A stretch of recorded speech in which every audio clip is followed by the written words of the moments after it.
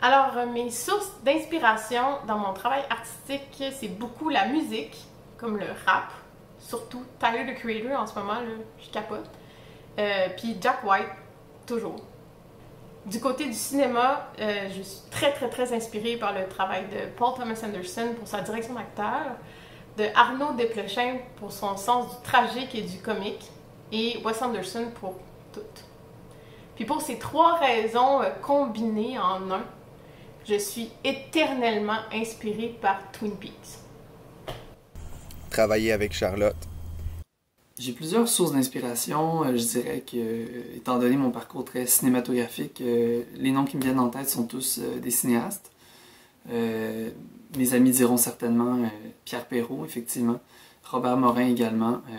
Je pense que c'est deux grands cinéastes québécois qui ont eu une influence sur ma manière de concevoir l'audiovisuel et ma manière de me placer un peu dans la création de manière générale. Ça peut paraître étrange, mais je mentionnerai également le géographe québécois Louis-Edmond Hamelin, qui a certainement une influence sur moi, sur ma manière de concevoir le monde, le territoire, l'espace. Je m'inspire de beaucoup de choses, mais je m'inspire surtout des œuvres qui m'habitent quand je crée. Ça va donc de soi que lorsque je travaille sur un texte, c'est lui qui m'habite et je vais chercher à rester le plus fidèle possible à l'univers qu'il met en place.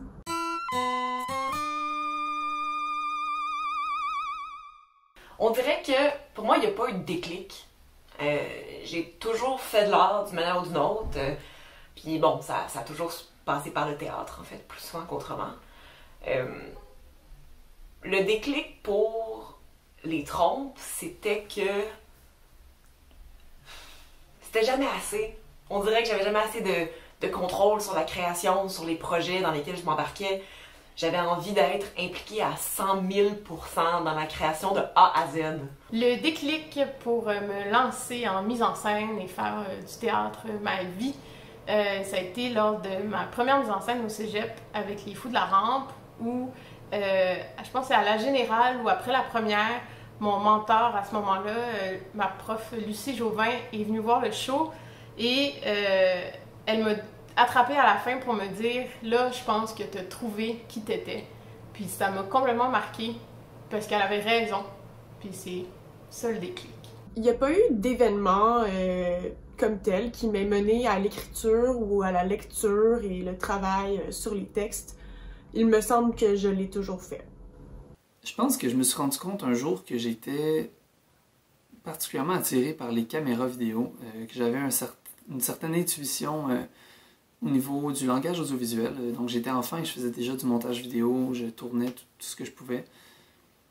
Donc je pense que le déclic pour me lancer dans les arts, ça a été vraiment mon premier contact avec une caméra vidéo. Travailler avec Charlotte.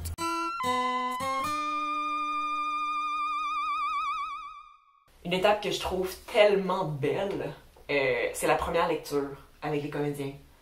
T'as un texte, t'as un projet avec lequel qui mijote dans ta tête depuis quelques temps. Là, t'as ton équipe. Souvent, quand tu fais une première lecture, c'est parce que, bon, t'as une visée de diffusion. Puis, les gens prennent le texte pour, bon, peut-être pas la première fois, mais presque la première fois. Tu lis, il y a une effervescence des idées. Nous, on l'entend mis en bouche pour la première fois. C'est hyper excitant. Il y a des choses auxquelles on s'attend pas, qui émergent pendant la première lecture.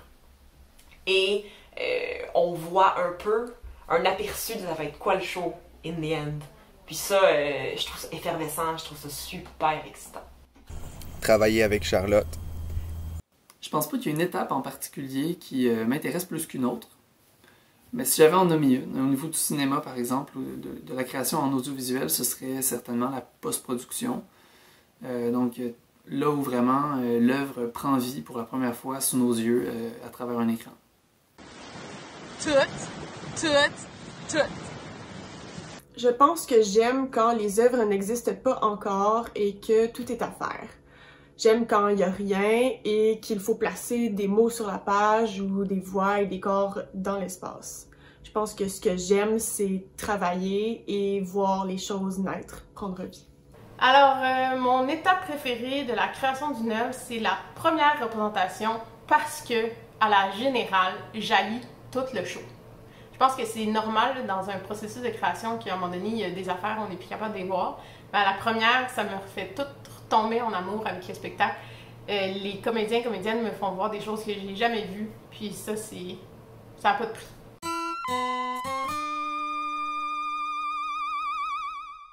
Je pense que ce que j'aime le plus, c'est la proximité avec, au-delà du texte, un imaginaire. Pour connaître et comprendre une œuvre, il faut y plonger et je pense vraiment que c'est un privilège de pouvoir considérer ça comme du travail. Je pense que ce que j'aime le plus de mon métier, c'est vraiment la possibilité de rencontre avec d'autres artistes, d'autres manières de penser. C'est vraiment très nourrissant, enrichissant et on ne cesse de grandir à travers toutes ces rencontres. Ce que j'aime le plus dans mon métier, c'est vraiment le contact avec les gens, le contact avec le public.